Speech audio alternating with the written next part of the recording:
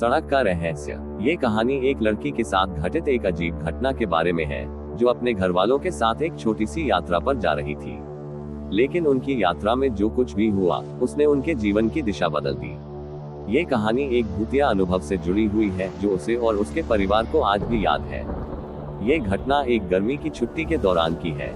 काजल, जो एक खुशमिजाज और समझदार लड़की थी, अपने माता पिता और छोटे भाई के साथ अपने दादी नानी के घर जाने के लिए निकली थी। घर से लगभग 200 किलोमीटर दूर एक छोटा सा गांव था, जहां उसकी दादी रहती थी। काजल और उसका परिवार तैयार होकर सुबह के समय अपनी यात्रा पर निकले थे। गाड़ी में काजल, उसकी माँ, पिता और छोटा भाई था। रास्ता साफ था और मौसम भी बहुत अच्छा था। सब खुश थे, क्योंकि यह यात्रा उनका मनपसंद था। काजल हमेशा अपनी दादी के घर जाने का इंतजार करती थी। गांव का वातावरण शांत था और वह अपनी नानी के साथ कुछ समय बिताने का सोचकर खुश थी। लेकिन तभी कुछ अजीब हुआ। रास्ते में चलते चलते गाड़ी अचानक से रुक गई। काजल के पिता ने गाड़ी को दोबारा स्टार्ट करने की कोशिश की, लेकिन गाड़ी का इंजन चालू ही नहीं हुआ। क्या हो गया? काजल की मां ने घबराते हुए पूछा।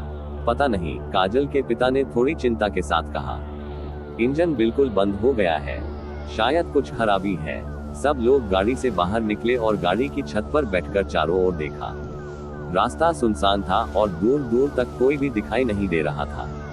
गाड़ी का इंजन तो खराब था ही, ऊपर से मोबाइल नेटवर्क भी नहीं मिल रहा था। मुझे नहीं लगता कि हम यहाँ से जल्दी बाहर निकल सकेंगे, काजल के पिता ने कहा। उन्होंने गाड़ी के बोनट को खोलकर इंजन को चेक करना शुरू किया, लेकिन समस्या का कोई हल नहीं मिला। अचानक काजल ने एक अजीब सी आवाज सुनी, जैसे कोई धीमी सी ठहाका मार रहा हो। वह डर के मारे कांपने लगी, लेकिन उसने कुछ नहीं कहा। उसकी मां ने कहा, शायद किसी ने कुछ कहा हो, यह आवाज हवा से आ रही होगी। लेकिन काजल के दिल में एक अजीब सा डर बैठ चुका था। उसे महसूस हो रहा था कि कुछ ठीक नहीं है। काफी समय तक कोशिश करने के बाद भी जब गाड़ी नहीं चली, तो काजल के पिता ने फैसला किया कि वे रात यहीं बिताएंगे और सुबह किसी अन्य वाहन की मदद से शहर तक पहुंचेंगे। सब लोग गाड़ी के अंदर बैठकर रात का इंतजार करने लगे। आसपास का माहौल काफी अजीब था। जैसे जैसे रात घनी होती गई, काजल को ऐसा महसूस हुआ कि कोई उनकी ओर देख रहा है। ये डर उससे बर्दाश्त नहीं हो रहा था। उसने अपनी माँ से कहा, माँ, मुझे डर लग रहा है। मुझे लगता है कि कुछ हमारे पास आ रहा है। तुम्हें बस डर लग रहा है, बेटा। ऐसा कुछ नहीं है, उसकी माँ ने उसे सांत्वना दी। लेकिन काजल का डर बढ़ता ही जा रहा था। तभी अचानक गाड़ी की लाइट फ्लिकर होने लगी।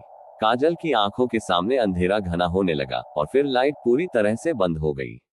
गाड़ी के अंदर सन्नाटा छा गया। उसके बाद जो हुआ, वह काजल के लिए कभी न भूलने वाली घटना बन गई। गाड़ी की पिछली सीट पर एक महिला का रूप दिखाई दिया, जो सफेद कपड़े पहने हुए थी और उसका चेहरा कटा हुआ था। वह महिला कुछ कहने की कोशिश कर रही थी, लेकिन उसकी आवाज अजीब सी थी, जैसे वह किसी और दुनिया से आए हो। क्या देख रही हो? काजल के छोटे भाई ने घबराकर पूछा।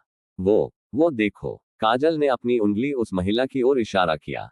लेकिन जब सबने उसकी ओर देखा, तो वहां कोई नहीं था। गाड़ी की पिछली सीट पूरी तरह से खाली थी। काजल की धड़कन तेज हो गई थी। वह अब तक डर से कांप रही थी। उस रात गाड़ी में कोई सो नहीं पाया। सब जागते रहे और रात के काले साए से बचने की कोशिश करते रहे। अगले दिन सुबह जैसे ही सूरज उगा, काजल के पिता ने एक ट्रक वाले से मदद ली और गाड़ी को किसी मैकेनिक के पास ले गए। गाड़ी के इंजन की समस्या को ठीक करने के बाद, जब काजल के पिता ने ट्रक वाले से पूछा कि क्या इस रास्ते पर कुछ अजीब घटनाएं घटी हैं, तो वह आदमी बोला, ये रास्ता काफी पुराना है। कहते हैं कि यहाँ एक महिला की आत्मा बसी हुई है।